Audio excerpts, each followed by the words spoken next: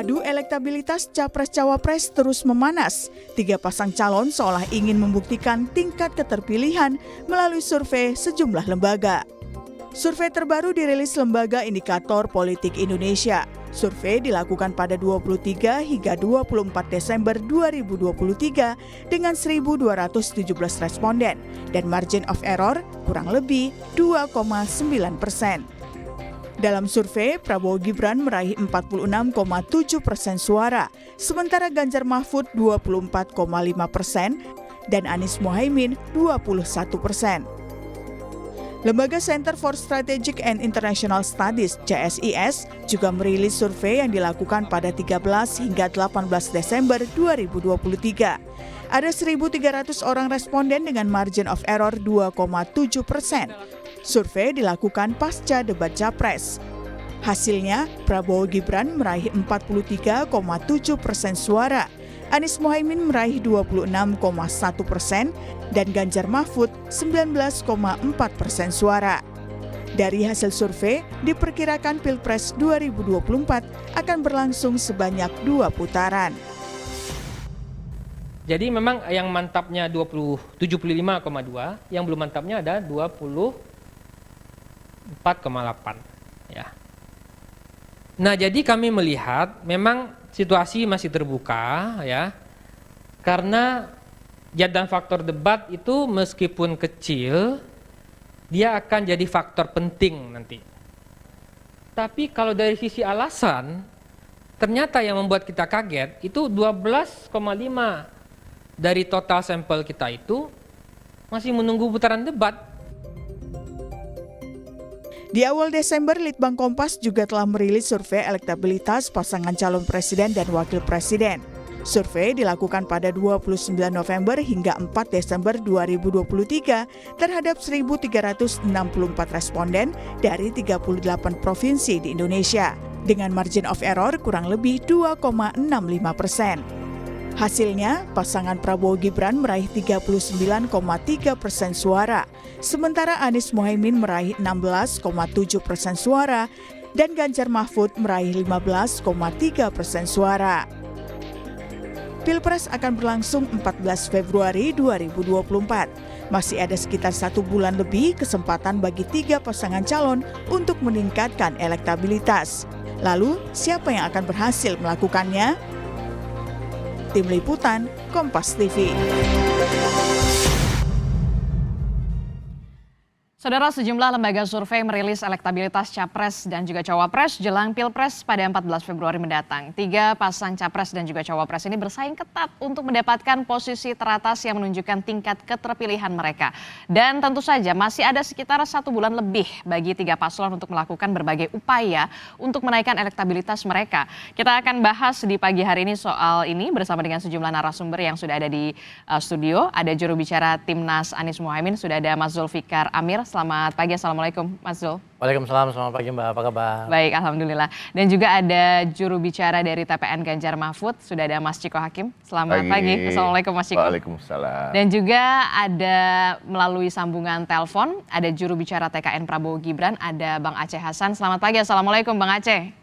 Selamat pagi, Assalamualaikum, Waalaikumsalam warahmatullahi wabarakatuh. Ya, dan juga ada pengamat politik dari Universitas Al-Azhar Indonesia, ada Kang Ujang Komarudin. Assalamualaikum Kang Ujang. Waalaikumsalam warahmatullahi wabarakatuh, Mbak Disti. Iya, ini hari Jumat terakhir menjelang pergantian tahun, kita masih membahas soal bagaimana adu elektabilitas Capres dan juga Cawapres, adu strategi. Masih ada 46 hari lagi lah kira-kira bagaimana ketiga paslon ini untuk meyakinkan publik sebelum hari pencoblosan ya pada 14 Februari. Nah, saya ingin tanya dulu ke pasangan Amin dan juga Ganjar Mahfud dulu nih. Ini kan kalau kita lihat dari sejumlah lembaga survei ini persaingannya ketat sekali nih antara Amin dan juga Ganjar Mahfud. Silakan Mas Zul. Ya, terima kasih. Pertama-tama saya mau kasih perspektif dulu bagaimana kita melihat hasil survei yang diberikan oleh beberapa pollster ya. Kebetulan saya seorang akademisi dan saya juga pernah melakukan beberapa survei di beberapa negara gitu. Poin pertama yang ingin saya katakan bahwa yang namanya survei itu bukan ilmu pasti, oke? Dan banyak tingkat probabilitas yang harus kita lihat di situ. Kedua adalah bahwa survei-survei yang dilakukan oleh beberapa pollster yang seperti yang kita lihat yang mencoba mengukur elektabilitas ini sebenarnya walaupun menggunakan metode ilmiah yakni ilmu statistik, tapi sebenarnya bukan sains karena tidak memenuhi dua syarat. Pertama, kalau memenuhi syarat sains itu dia harus membuka datanya setransparan mungkin. Kedua, harus ada disclosure of interest, ya kan. Nah, itu baru bisa dikatakan sains. Tapi kalau kita lihat kan sebenarnya tidak memenuhi. Tapi bukan berarti saya mengatakan bahwa hasil survei ini tidak valid. Ya, kita menjadikan hasil survei ini sebagai rujukan untuk memahami dinamika yang ada di masyarakat. Berarti bukan sebagai acuan satu-satunya Oh, gitu? bukan. Tetapi kita tidak perlu mengglorifikasi ini sebagai sebuah fakta yang valid, yang akurat ya. Tetapi sekedar rujukan tambahan untuk melihat dinamika yang terjadi di masyarakat. Karena kan hasil survei ini selalu dinamis kan.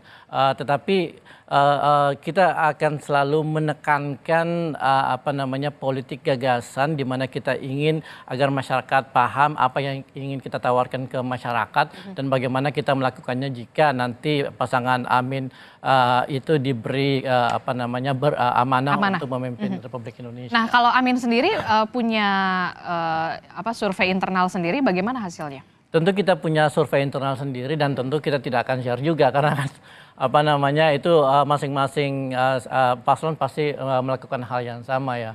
Tetapi bahwa kita melihat dinamika di masyarakat sebagai sesuatu yang menjadi rujukan kita untuk selalu melakukan kampanye, di dalam melakukan kampanye dan di dalam memberikan pemahaman masyarakat tentang apa yang akan kita lakukan untuk Republik ini. Mas Ciko, kalau tim Amin sendiri tidak menjadikan hasil survei ini sebagai acuan utama, kalau Ganjar Mahfud sendiri? Pastinya sama ya kira-kira karena kan memang satu hal yang sering ada dipertanyakan kepada kami beberapa hari ini, apakah khawatir dengan hasil-hasil survei yang ada. Justru kami ingin balik bertanya tanpa ingin menafikan teman-teman lembaga survei ya. Dengan hasil-hasil surveinya itu kami ingin bertanya kepada asosiasi lembaga survei apakah tidak khawatir dengan hasil-hasil survei yang ada karena rentang suara di antara satu survei dengan survei yang lain itu melebihi rentang margin of error. Margin of error itu kan artinya masyarakat umum juga harus tahu bahwa ketika melihat hasil survei ada berbagai macam angka di situ, salah satunya margin of error. Margin of error adalah toleransi kesalahan, tingkat toleransi kesalahan pada survei tersebut. Saya kasih contoh misalnya Kompas toleransinya cukup tinggi ya, mereka Litbang Kompas itu 6 sekian persen kalau nggak salah. Tapi Kompas mensurvei Pak Ganjar itu di angka 16 atau 17% kalau nggak salah. Nah tadi survei yang tadi disampaikan di layar kaca itu tadi kan 26% ke Pak Ganjar. Jadi kan sedangkan indikator ya kalau nggak salah ya. Nah, indikator ini margin of error-nya tidak sampai 3%. Nah, jadi angkanya aja jadi mana yang salah, mana yang ini. Jadi kita tidak mau terlalu jauh mengatakan bahwa ini survei ini dibayar oleh lawan atau lain-lain. Kita nggak mau ke sana. Tetapi kami ingin mengatakan adalah metode-metodenya harus dipertanyakan ya kan secara saintifik. Mana yang benar, mana yang salah, dan kenapa rentangnya selalu jauh. Dan ini terjadi di berbagai hasil survei, bukan hanya yang kedua ini, tetapi dalam beberapa bulan, 2 bulan terakhir khususnya. Nah ini yang, tentu kita juga punya survei sendiri, tapi sama dengan Mas Zulfikar tadi, kita tidak akan buka di sini. Tetapi pada prinsipnya ini hanya menjadi salah satu acuan. Dan tentu apapun hasil survei dari lembaga manapun tetap menjadi bahan evaluasi buat. Oke, kalau tadi kita sudah melihat bagaimana Timnas Amin, kemudian Ganjar Mahfud. Bang Aceh, ini kan kalau dari beberapa lembaga survei, pasangan Prabowo Gibran ini bisa dikatakan ya di atas angin lah. Seperti apa? Ya, pertama tentu kita harus menyampaikan terima kasih ya kami kepada para lembaga survei tersebut yang telah melakukan riset dan kami harus hormati hasil riset tersebut karena terus terang saja kami sangat terbantu dengan apa yang dilakukan oleh lembaga riset dan sekali lagi bahwa dari sejak awal lembaga riset itu sudah mendisklaimer pertama tentu dari aspek metodologi, yang kedua dari aspek soal time atau waktu dari riset tersebut. Dan mereka dari sejak awal kan mengatakan bahwa riset ini jika dilakukan pada saat survei itu dilakukan maka hasilnya adalah sekian. Dan alhamdulillah pasangan kami yang diunggulkan dari sekian banyak lembaga survei. Dan saya kira sebagai masyarakat yang dibesarkan dalam tradisi akademik, tentu kita harus percaya terhadap apapun lembaga survei tersebut. Apalagi kita tahu bahwa lembaga survei memiliki asosiasi yang bisa melakukan penjaminan mutu atau metodologi terhadap lembaga survei itu. Misalnya seperti ROP, Persepi, dan lain sebagainya. Nah, yang ketiga, bagi kami, tentu kami tidak ingin jumawa terhadap hasil yang dilakukan oleh lembaga survei tersebut. Ya. Kenapa? Karena bagi kami, sekali lagi, ini kan dinamikanya masih sangat panjang, karena baru nanti 48 hari lagi kita 46, akan Bang Aceh. 46 hari lagi kita akan menuju pada pencoblosan. Karena itu ada berbagai tahapan yang tetap harus dilakukan, masa kampanye masih terbuka lebar, debat pun juga masih tersisa, ada 4 kali debat gitu ya, yang itu saya kira masih memungkinkan terjadinya apa yang disebut dengan swing voters dan undecided voter yang dimungkinkan bagi proses perpindahan pemilih, dan undecided-nya juga saya kira masih cukup memungkinkan. Walaupun tentu sekali lagi kami terus menjaga tren kenaikan tersebut, karena alhamdulillah saya kira semua lembaga survei mengatakan bahwa pasangan kami adalah pasangan yang memiliki keunggulan, termasuk diantaranya adalah survei yang dilakukan oleh lembaga seperti Kompas, Litbang Kompas yang melakukan riset tersebut. Nah, yang terakhir misalnya indikator politik Indonesia juga sama demikian.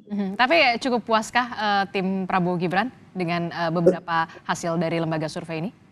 Kami harus lebih kerja keras lagi untuk bisa memastikan kemenangan, karena target kami ingin 1 putaran gitu ya. Nah, tentu sekali lagi kemudian dalam 46 hari ke depan kami menginginkan agar bagaimana perdebatannya sekali lagi adalah perdebatan gagasan, perdebatan kampanye yang menawarkan program, sehingga bagi kami seperti misalnya dalam debat cawapres kemarin kami meyakini betul bahwa pada awalnya masyarakat sangat underestimate terhadap Mas Gibran, tetapi dengan penampilan beliau yang sangat baik, menjelaskan tentang visi misi, itu menurut saya salah satunya yang bisa menambah elektibilitas terhadap pasangan kami gitu ya. Jadi momen-momen penting bagi upaya meningkatkan elektibilitas akan tetap kami jaga supaya keunggulan dari pasangan kami akan kami bisa pastikan begitu. Kang Ujang kalau bisa melihat ini ya, ada di layar televisi survei indikator politik Indonesia ini menampilkan elektabilitas Capres 2024 Anies Baswedan 21% bersama dengan Mohaimin Iskandar, kemudian Prabowo Gibran 46,7%, Ganjar Mahfud 24,5%. Seberapa pengaruhkah kemudian hasil-hasil survei ini menentukan kemudian publik untuk memilih salah satu paslon ini, Kang Ujang? Ya, saya ada beberapa catatan ya. Pertama, memang survei itu ada yang dipublish, ada yang tidak. Yang kedua juga lembaga survei juga ada yang mereka objektif, ada yang juga subjektif. Artinya terkadang mereka juga merangkap sebagai konsultan gitu kan. Ini juga menjadi problem. Tetapi ketika metodologinya dilakukan dengan baik gitu ya, ketika surveinya dilakukan dengan objektif, maka kita harus menerima sebagai sebuah kajian ilmiah yang merepresentasikan ya katakanlah hasil yang dianggap benar begitu. Tetapi tidak sedikit juga yang lembaga survei katakanlah yang memainkan angka-angka. Tetapi kalau saya melihat kan begini sebenarnya, ada rangkaian survei yang biasanya dilakukan oleh lembaga survei. Biasanya berkala, biasanya 4 bulan terakhir gitu. Dari mulai bulan Oktober, November, Desember, Januari gitu. Biasanya rangkaian. Nah, biasanya lembaga survei yang memiliki rangkaian survei yang terukur gitu ya, yang objektif, yang jelas gitu, dengan metodologi yang bisa dipertanggungjawabkan, maka itulah survei yang dianggap katakanlah kita anggap yang mendekati katakanlah survei yang mendekati kebenaran. Tetapi kalau surveinya ujuk-ujuk gitu ya, bahasa awam gitu ya, ujuk-ujuk, tahu-tahu muncul lembaga survei mensurvei dengan angka tertentu gitu ya, dengan katakanlah memenangkan capres cawapres tertentu, nah ini patut dicurigai. Tetapi biasanya lembaga survei yang besar gitu ya, yang mereka sudah paham betul terkait dengan persoalan survei dan soal pemenangan pemilu, mereka berkala melakukan survei jauh-jauh hari sehingga mereka bisa mengukur tingkat katakanlah kenaikan maupun kekurangan atau stagnasi daripada kandidat-kandidat itu. Tetapi saya tidak ingin mengupas apakah lembaga survei itu objektif atau tidak. Paling tidak ya memang saya ingin katakan survei yang membentuk opini pasti. Ya. Karena biasanya begini, apalagi nanti misalkan kalau ada 2 putaran. Ya biasanya kalau ada 2 putaran, mereka itu masyarakat, tim sukses, partai-partai, biasanya mereka akan condong kepada mereka yang dianggap potensi besarnya menang. Mereka akan bergabung seperti itu biasanya. Oleh karena itu, dalam konteks ini saya melihat ya lembaga survei harus punya tanggung jawab. Tapi memang harus dipublish 2 hal.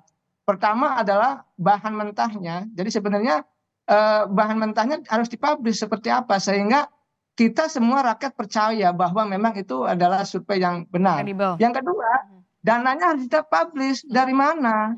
Apakah dari dana pribadi, pribadi tapi bohong, ataukah dari kandidat atau dari partai politik? Oke. Itu harus diungkapkan sehingga memang betul survei itu dilakukan secara objektif sehingga bisa dipertanggungjawabkan secara ilmiah pada publik. Tapi saya meyakini ya lembaga-lembaga survei yang besar itu bagaimanapun ya mereka punya tanggung jawab moral untuk katakanlah tidak memanipulasi angka ya. Seperti itu Mbak Adisti. Oke, Kang Ujang, kalau kita melihat ini kan apa ya, bisa dikatakan dari Litbang Kompas saja undecided votersnya saja tinggi begitu. Lalu seberapa pengaruhkah kemudian hasil-hasil survei ini untuk membentuk opini publik? Ya, saya sudah katakan juga ke Kompas TV ya, teman-teman media lain. Dari awal, sejak debat pertama, selalu ditanya ya, seberapa besar, seberapa efektifkah untuk menaikkan elektabilitas. Memang tidak ada ukuran, saya melihat ya, apakah besar atau kecil. Tapi saya mengatakan, besar atau kecil, sedikit banyak akan berpengaruh. Tetapi pengaruhnya tadi kepada swing voters, kepada undecided voters, ataupun mereka yang galau, yang belum yakin itu. Nah, debat itu menjadi instrumen atau bridging ya, jembatan, mereka akan menentukan. Makanya tadi di lembaga survei tertentu yang dipublish oleh Kompas tadi, ada 12% yang menunggu debat sampai akhir. Artinya debat ini menentukan membangun opini termasuk preferensi pemilih, tetapi pemilih yang masih galau tadi. Oke, saya ke Mas Zulfikar. Mas Zulfikar, ini kan masih sisa 46 hari, bukan waktu yang kemudian sebentar lah ya, tapi bisa dikatakan mepet juga begitu ya. Nah, strategi Amin sendiri bagaimana untuk kemudian membentuk narasi publik yang bisa dikatakan positif untuk merebut suara hati, terutama undecided voters? Betul, jadi sejak masa kampanye dimulai sebulan yang lalu, paslon Amin itu secara konsisten mendekati para voters, khususnya di kalangan generasi milenial dan generasi Z, di mana kita menawarkan program-program yang akan menyelesaikan masalah mereka di kemudian hari. Solusi, ya kan, solusi misalnya soal perumahan, soal lapangan pekerjaan, lalu kemudian kesempatan untuk mendapatkan membangun karir, lalu kemudian penerapan prinsip-prinsip meritokratik, anti ordal dan sebagainya gitu ya. Jadi kita terus-menerus melakukan kampanye di segmen-segmen populasi yang menurut kita itu sangat kritis untuk kemenangan paslon Amin.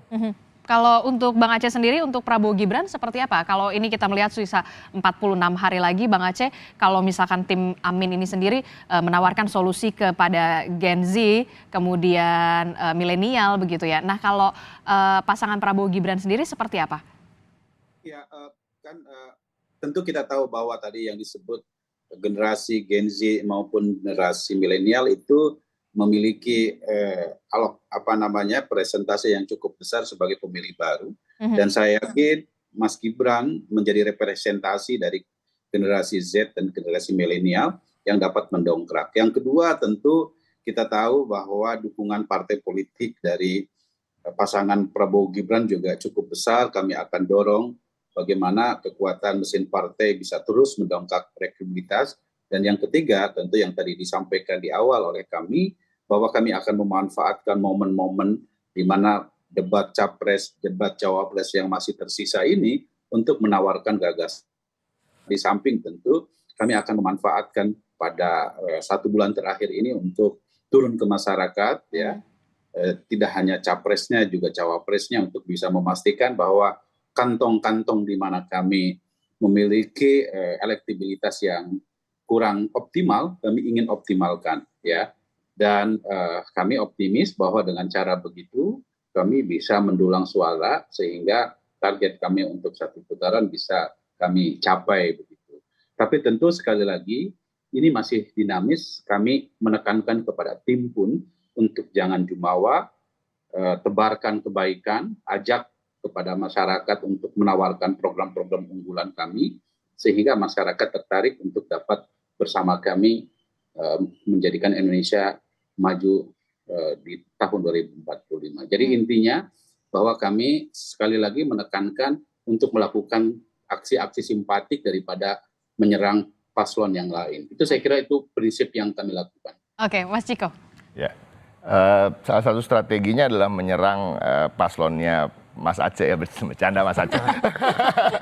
Jadi strateginya tentu satu ya, apa yang menjadi core daripada perjuangan Pak Ganjar dan Pak Mahfud adalah kedekatan kami kepada rakyat, keberpihakan kami kepada rakyat. Jadi kalau kita bicara presentasi, oke, Gen Z dan Gen milenial memang mengambil porsi yang begitu besar. Tapi kalau kita bicara soal profesi, petani, UMKM maupun nelayan juga mengambil porsi yang hampir sama dengan jumlah Gen Z dan Gen milenial. Ya, disitulah juga concern-concernnya pun ada yang sama. Satu, tentang lapangan pekerjaan. Kalau kita bicara petani, tentu dia memikirkan lapangan pekerjaan buat anaknya yang tidak serta-merta harus menjadi petani juga. Nelayan juga begitu.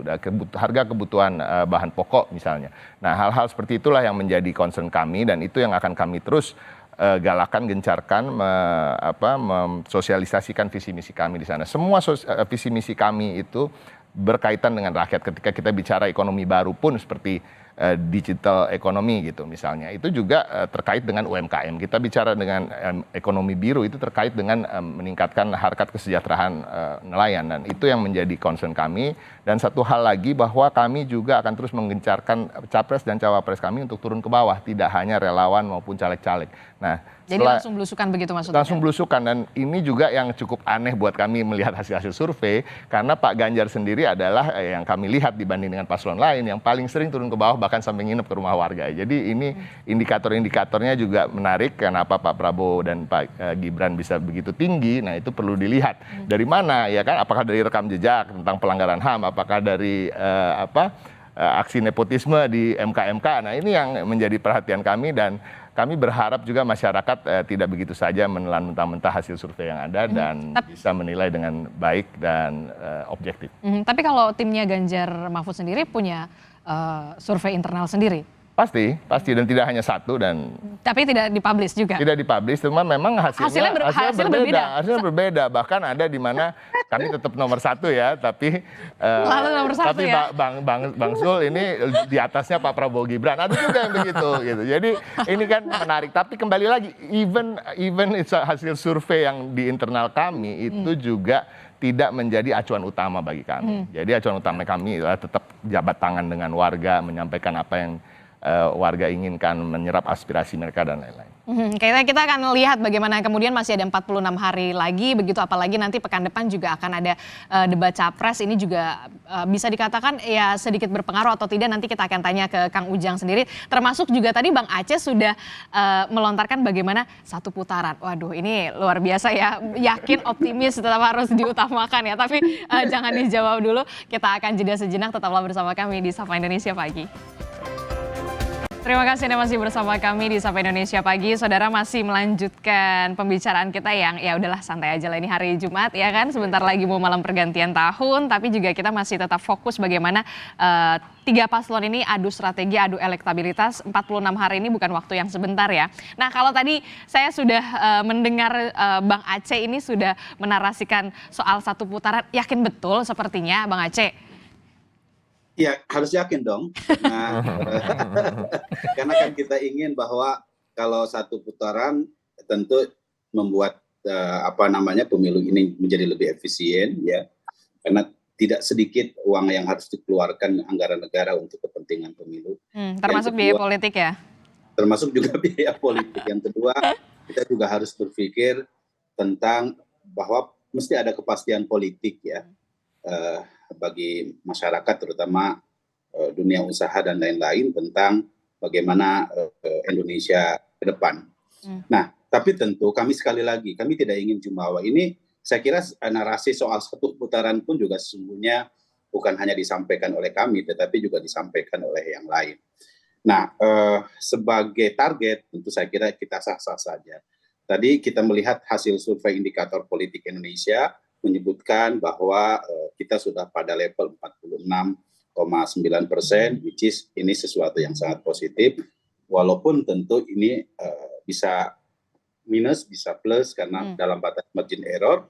Namun ya tentu kami masih harus genjot, ya kami upayakan agar tren kenaikan, kita kan melihat survei ini kan harus dilihat dari trennya, kecenderungannya, dan masih 46 hari lagi ke depan, apapun bisa terjadi, tentu kami menahan agar tren yang positif ini harus kita dorong sedemikian rupa dengan sekali lagi menawarkan program-program yang memang bisa menyentuh hati masyarakat. Sekali lagi, narasi yang akan kami buat ke depan, kami tidak akan menyindir atau menyerang. Kalau Pak Prabowo sampaikan, beliau menyampaikan sudah senyumin saja. Kalau memang ada hal-hal yang toh masyarakat juga akan melihat. Biar masyarakat yang menilai begitu ya. Iya, biar masyarakat. Tapi begini Bang Aceh, apa yang kemudian membuat pihak Anda begitu yakin betul ini satu putaran? Begini, pertama dari sejak awal kami yakin betul bahwa Prabowo Gibran adalah capres yang dari sejak awal menarasikan pelanjut Presiden Jokowi, ya, yang per hari ini tingkat kepuasan publik terhadap kinerja Presiden Jokowi itu di atas 75%. Dan ini yang tentu harus kami sampaikan kepada publik, gitu ya. Jadi kami tidak malu-malu dan tidak ragu-ragu untuk mengatakan bahwa narasi soal melanjutkan apa yang telah diletakkan oleh Presiden Jokowi itu akan terus kami sempurnakan melalui kampanye-kampanye kami. Dan saya yakin, kami yakin bahwa dengan narasi tersebut masyarakat akan lebih simpati. Kenapa? Karena masyarakat menjadi merasakan kepuasan dengan tingkat kepuasan publik yang sangat tinggi gitu loh.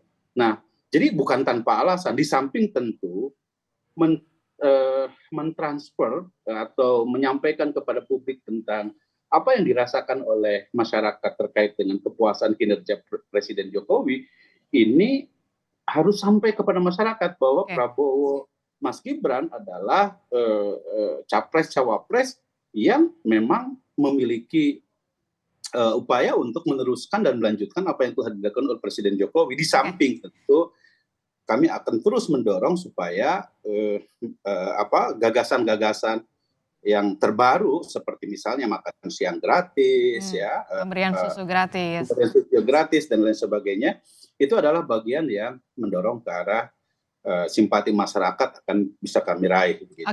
Oke, Mas Zul, yang mengusung perubahan kalau mengusung melanjutkan ya ini narasinya yakin betul bisa bisa dikatakan laku lah di publik. Nah, kalau yang mengusung perubahan sendiri bagaimana? Ya, jadi ada dua aspek atau dua faktor yang membuat saya berpikir bahwa narasi satu putaran ini adalah narasi yang kurang masuk akal gitu ya. Kenapa tidak masuk akal?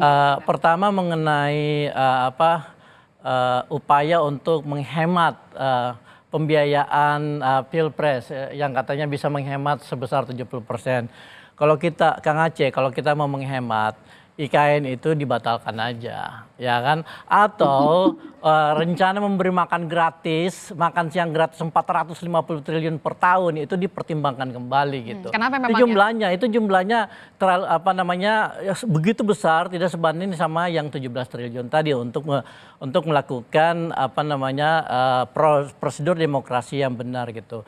Terus yang kedua, kalau kita lihat ya data empirik, posisi Pak Jokowi lalu kemudian popularitas Pak Prabowo ini belum bisa menandingi apa yang dicapai Pak SBY di periode kedua dia ketika dia berhasil menang landslide satu putaran, ya kan, Padahal ada 3 kontestan pada saat itu. Iya, betul. Nah, tadi Kang Aceh mengatakan bahwa tingkat kepuasan Pak Jokowi itu lagi tinggi. Tapi sebenarnya kita harus bisa membedakan mana tingkat kepuasan publik, mana tingkat ketidakbahagiaan publik dengan kondisi-kondisi ekonomi.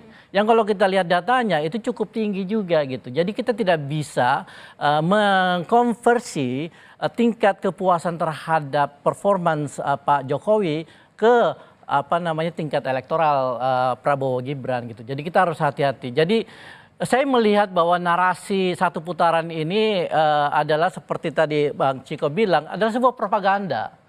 Dia hanya akan terjadi ketika ada extraordinary events dalam bentuk intervensi-intervensi yang kemudian dijustifikasi melalui instrumen-instrumen survei gitu ya kan. Jadi kita harus hati-hati di sini gitu supaya masyarakat itu tidak dirugikan oleh narasi-narasi yang akhirnya membuat proses demokrasi kita itu jadi cacat. Mas Ciko, Anda sepakat dengan Mas Zul? Anda mengatakan tadi propaganda. Kenapa Anda mengatakan propaganda? Ya ini kan kita semua sedang berpropaganda tentunya. Tapi kan propaganda yang kita lakukan. Harusnya propaganda yang positif dong. Propaganda yang kita lakukan ini kan berbeda-beda ya. Kami ingin dalam propaganda kami ingin menekankan bahwa Pak Ganjar ini mempunyai kedekatan dengan rakyat, lahir dari rahim rakyat ya kan, berangkat dari orang miskin dan sukses. Begitu juga Pak Mahfud, sehingga kedekatannya dengan rakyat itu bisa dipertanggungjawabkan dalam artian juga mereka mengerti betul apa yang menjadi penderitaan rakyat, bagaimana rakyat untuk mencapai suatu titik itu apa yang harus diberikan pada rakyat. Itu satu. Nah, propaganda yang lain kan bisa juga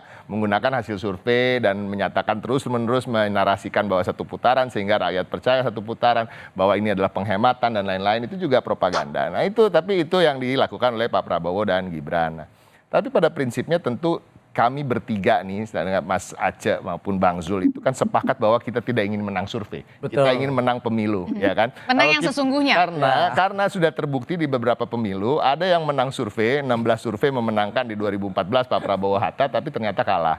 Ya kan? Dalam Pilkada DKI misalnya, Pak Anies selalu menjadi nomor urut 3 gitu di dalam survei antara Pak Ahok dan AHY, tapi akhirnya yang menang Pak Anies kan gitu. Nah ini masyarakat juga harus ingat itu semua, dan saya rasa masyarakat juga udah nggak bodoh lah, yang masyarakat ini cerdas lah. Tapi Mas Ciko melihat masuk akal nggak sih satu putaran atau 2 putaran ini? Satu putaran aja? Satu putaran masuk akal kalau Pak Ganjar dan Pak Mahfud yang menang, tapi pada prinsipnya enggak, gitu. Kita serius deh. Trennya termasuk tren dari apa yang kami lakukan survei-survei di internal sampai saat ini masih 2 putaran. Nah, tapi putaran. Kembali tadi dikatakan kan Litbang Kompas kan masih ada 20 sekian persen undecided voters, yang swing pun sekitar kalau nggak salah 30-an persen. Jadi hampir 50% masih ada ceruk suara yang masih bisa diperebutkan kalau kita mau melihat Litbang Kompas dan percaya itu 100%. Nah, intinya ini masih open untuk siapa aja untuk memenangkan kontestasi, tetapi tentunya gerak-gerak langsung terhadap di akar rumput itu yang paling penting.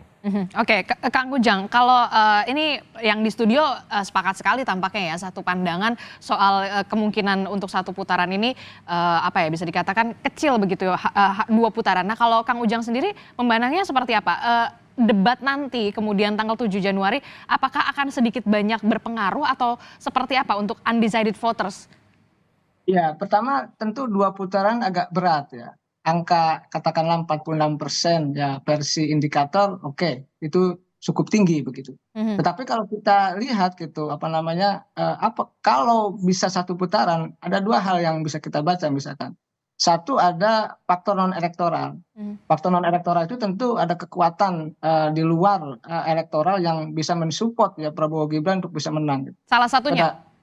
Ada infrastruktur negara yang digunakan katakanlah untuk pemenangan, itu bisa. Itu bisa satu putaran kalau itu dilakukan gitu. Dan dalam sejarah politik kita itu mungkin dilakukan dan kita punya pengalaman itu, tentu kita tidak bisa bicarakan di sini. Kedua, ini soal debat tadi. Kalau debatnya bisa atau mampu dimaksimalkan ya oleh Prabowo Gibran dalam sisa 3 kali debat lagi, 2 kali capres dan 1 kali cawapres lagi, kalau dimaksimalkan dengan gaspol gitu ya, dengan bagus, dengan ciamik, ini punya potensi juga untuk bisa satu putaran. Tetapi dari dulu saya mengatakan kalau 3 paslon gitu ya, kemungkinan besar ya tadi 2 putaran itu. Kenapa? Karena berat untuk satu putaran. Tapi tadi ada kondisi di mana kalau ada katakanlah infrastruktur negara yang bermain, misalkan mungkin karena di politik serba mungkin itu terjadi dan dalam konteks politik belakang layar. Dan satu lagi tadi dalam konteks yang kenyataannya bagaimana sebenarnya Gibran dan Prabowo atau Prabowo Gibran memaksimalkan debat menjadi instrumen, menjadi jembatan bridging untuk tadi menaikkan elektabilitas, dan itu sangat mungkin untuk mengambil ceruk suara yang mereka masih galau. Itu yang harus diyakinkan kepada publik. Kenapa misalkan harus memilih Prabowo Gibran? Itu yang harus dilakukan dan diyakinkan oleh Kang Aceh dan tim sukses lainnya. Begitu, Mbak Adisti. Oke, Bang Aceh. Ya. Anda melihatnya seperti apa? Apakah mungkin kemudian penampilan debat dari kemarin Cawapres, kemudian nanti tanggal 7 Januari, kalau memang benar-benar gaspol ini bisa jadi satu putaran, kalau Ya, kata Kang Ujang? Iya, itu yang akan kami maksimalkan tentu. Apalagi misalnya debat yang ketiga itu Prabowo banget lah, gitu ya. Soal pertahanan, soal hubungan luar negeri, yang memang selama ini Pak Prabowo core-nya di situ sebagai seorang Menteri Pertahanan, sebagai seorang ahli geostrategi dan geopolitik, begitu ya. Jadi kami sangat yakin. Tapi tentu kita tidak boleh underestimate terhadap pasangan yang lain ya, karena bagaimanapun bagi kami momen seperti debat yang kedua, ketiga, keempat, kelima dan seterusnya itu memiliki makna yang sangat penting, karena kita tahu bahwa masyarakat pasti, terutama masyarakat yang undecided, seperti tadi survei CSIS mengatakan bahwa 12% masyarakat masih menunggu preferensinya dari debat gitu ya, dan saya kira itu sesuatu yang sangat positif bagi demokrasi kita, karena masyarakat berdebatnya itu ya soal gagasan gitu, dan karena itu maka kami akan maksimalkan itu semua gitu, dengan di samping tentu kami akan memperkuat ya sisa waktu 46 hari ke depan tadi yang seperti saya tawarkan, kita menebarkan kebaikan, kita mengajak kepada kebaikan dengan cara menawarkan hal-hal yang positif dari visi misi kami. Oke, Mas Ciko kayaknya udah nggak sabar nih mau menanggapi, katanya debat ketiga ini debatnya Prabowo banget. Atau bisa juga karena beliau sedang menjabat di sebagai Menteri Pertahanan dan juga dianggap ahli dalam segala bidang itu, bisa juga malah berbalik, ini Prabowo nggak banget nih gitu, ternyata di dalam bidang ini kan gitu ya. Nah, kita kan bisa lihat nanti soal rekam jejak ya selama menjadi Menteri Pertahanan, apa yang sudah dicapai, apa yang tidak dicapai, kegagalan apa ya kan. Kita bicara soal pasti ada hubungannya lah dengan kegagalannya dia di food estate ya kan. Kita bicara soal hutang alutsista yang terus naik ya kan, di mana juga padahal beliau ingin menjadi presiden di periode ke depan tapi masih sempat-sempatnya naik utang alutsista, sementara jadi presiden ingin program-program yang luar biasa seperti makan gratis 400 sekian triliun. Ini kan juga akan menjadi pertanyaan nanti. Jadi bisa menjadi panggungnya Pak Prabowo atau sebaliknya. Nah, kalau kita bicara soal apakah ini bisa jadi panggungnya Pak Anies maupun Pak Ganjar, bisa aja, karena Pak Anies maupun Pak Ganjar itu kan sama-sama politisi yang serius dalam mengemban profesinya mereka. Artinya orang-orang yang serius dalam satu bidang itu pasti adalah pembelajar. Nah, pembelajar ini kan justru mengikuti apa yang terjadi sekarang-sekarang ini. Sorry to say, Pak Prabowo ini ketika kita bicara tahun 80, tahun 90-an adalah seorang pembelajar dan orang yang cerdas dan lain-lain. Tapi dia selalu lama sudah jadi bos nih. Orang kalau udah lama jadi bos, sudah jadi lama dalam pucuk pimpinan tertentu, proses pembelajaran itu berhenti. Bahkan cenderung untuk tidak mau mendengarkan orang lain. Jangan-jangan geopolitik yang dia pahami itu geopolitik tahun 90-an gitu misalnya. Tapi ini yang kita bisa lihat nanti di debat. Tapi Pak Ganjar dapat bocoran nggak sih? Karena kan kita tahu Pak Mahfud juga dulunya sempat menjabat sebagai Menteri Pertahanan juga. Betul, pastinya dong. Pastinya ada diskusi-diskusi untuk mempersiapkan diri sebelum debat. Gitu kan, diskusi-diskusi dengan teman-teman di TPN yang juga punya latar background militer atau background di kepolisian. Juga ada Prof Mahfud, ya kan. Banyak sekali lah kita punya teman-teman yang juga Pak Andi Wijayanto misalnya, dia mantan gubernur Lemhanas gitu kan. Jadi hal-hal ini itu dibicarakan. Nah, kita lihatlah, saya rasa bukan kejutan-kejutan yang kita tunggu, tetapi ini 3 tokoh yang sebenarnya bisa bicara soal hankam, hubungan internasional maupun geopolitik di tataran yang sama. Delivered gagasan itulah yang kemudian ditunggu oleh publik. Nah, kalau Mas Zul sendiri seperti apa? Kalau misalkan kata Kang Ujang, ya bisa aja ini bisa terjadi kalau memang benar-benar di debat ketiga ini gaspol nih. Debat itu tentu adalah momen yang sangat penting buat paslon Amin, sama seperti paslon Ganjar Pak Mahfud dan Prabowo Gibran ya. Dan kita akan mempersiapkan dengan sangat serius kontestasi di dalam debat ini gitu. Tapi satu hal yang perlu saya garis bawahi di sini, bahwa debat itu tidak hanya sekedar pengetahuan tentang isu-isu yang ditanyakan di dalam debat, tapi juga kematangan dan kedewasaan di dalam menghadapi lawan debat gitu. Saya pikir ini sesuatu yang bisa menjadi kekuatan dari Pak Anies dan Gus Imin, di mana kalau kita lihat khususnya pasangan 02 ada semacam gap mengenai kematangan dan kedewasaan di dalam menghadapi lawan debat gitu. Jadi ini yang perlu kita awasi juga gitu. Perubahan apa sih yang kemudian ditawarkan pasangan Anies Muhaimin, apalagi ini soal pertahanan, geopolitik dan hubungan internasional? Pertama kita akan menggarisbawahi perubahan dalam tata kelola sistem pertahanan, khususnya di dalam apa yang perlu dirubah? Prosedur pembelian, pembelian alutsista, lalu kemudian Emang yang sekarang kenapa? Kalau kita lihat ada beberapa masalah khususnya di dalam aspek institusional, aspek kelembagaannya ya, aspek proses pengambilan keputusan pembelian alutsista. Di sisi lain kita juga ingin menggarisbawahi permasalahan kesejahteraan para TNI dan Polri, di mana kita ingin supaya kesejahteraan mereka juga meningkat sebagai bagian dari aparat negara gitu. Jadi itu yang perlu kita garis bawahi, karena biar bagaimanapun juga para TNI ini adalah unsur yang sangat penting di dalam meningkatkan tingkat ketahanan nasional bangsa Indonesia. Gitu. Oke, Kang Ujang, ini saya mau tanya, apa sih yang ingin disampaikan ya kalau misalkan dari komunikasi politik ya? Kan setiap debat pasti akan ada pertanyaan, bintangnya debat ini si A atau bintangnya si B begitu ya. Nah, apa yang harus dilakukan oleh masing-masing 3 paslon ini? Utamanya kan di 7 Januari 2024 mendatang. Ada 3 hal yang bisa kita lihat, atau saya punya 3 indikator atau variabel ya untuk bisa katakanlah menilai ketiga capres dalam berdebat. Nah, pertama itu soal penguasaan materi. Jadi itu suatu keharusan bahwa capres yang akan debat nanti di 7 Januari adalah menguasai isu-isu perdebatan, isu-isu internasional, geopolitik, pertahanan dan lain sebagainya. Itu memang harus matang menguasai betul.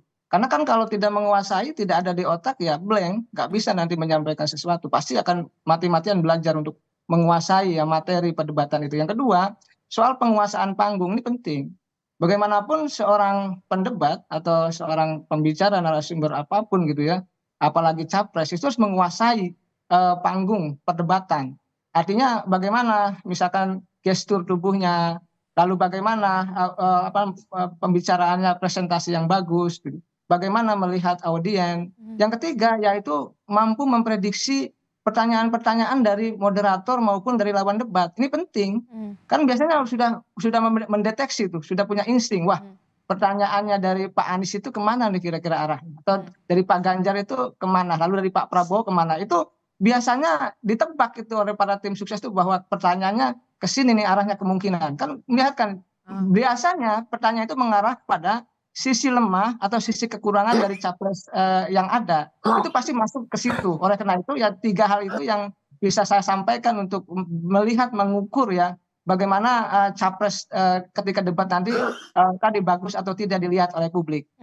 Oke, kalau pasti kan setiap debat ini kita melihat ada saling sanggah, kemudian ada saling bertanya begitu, termasuk juga siapa yang kemudian bertahan begitu. Nah, seberapa pengaruhkah kemudian hal-hal semacam ini mempengaruhi elektabilitas dari capres dan juga cawapres ini? Ya, kita nih sebagai penonton lah katakanlah itu melihat dari tentu yang pertama adalah soal intonasi ya, soal suara. Yang kedua soal apa yang disampaikan, isinya, kontennya itu nyambung tidak, sesuai fakta, data dan tidak. Yang ketiga itu menarik atau tidak. Ini penting. Memang publik menilai subjektif, pasti semua pendukung masing-masing bahwa setiap capres jagonya, setiap cawapres jagonya ketika debat.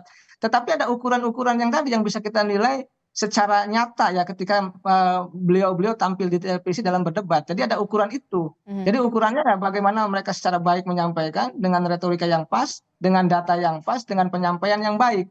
Sehingga memang kita semua rakyat Indonesia terhibur dan memang ada ada data-data yang disampaikan, ada fakta yang disampaikan dan memang itu menjadi sebuah tadi ide gagasan yang bagus, yang baik. Bahkan kalau bisa ada gagasan yang orisinil yang disampaikan oleh para kandidat capres yang akan berdebat di 7 Januari nanti. Ya, kita ketiga paslon ini punya waktu 46 hari, kemudian adu strategi, adu elektabilitas capres dan juga cawapres di 2024. Kita akan tunggu bagaimana kemudian penampilan debat ini bisa berpengaruh terhadap elektabilitas dan juga mempengaruhi publik, apalagi untuk pemilih yang rasional, undecided voters. Itulah yang kemudian kita berharap di 2024 ini kita punya pemimpin-pemimpin yang memang benar-benar berkualitas dan juga memikirkan rakyat pastinya. Amin. Terima kasih Mas Zulfikar, Mas Ciko, Bang Aceh, Kang Ujang telah bergabung bersama kami. Selamat tahun baru untuk bapak-bapak semua, sehat-sehat selalu.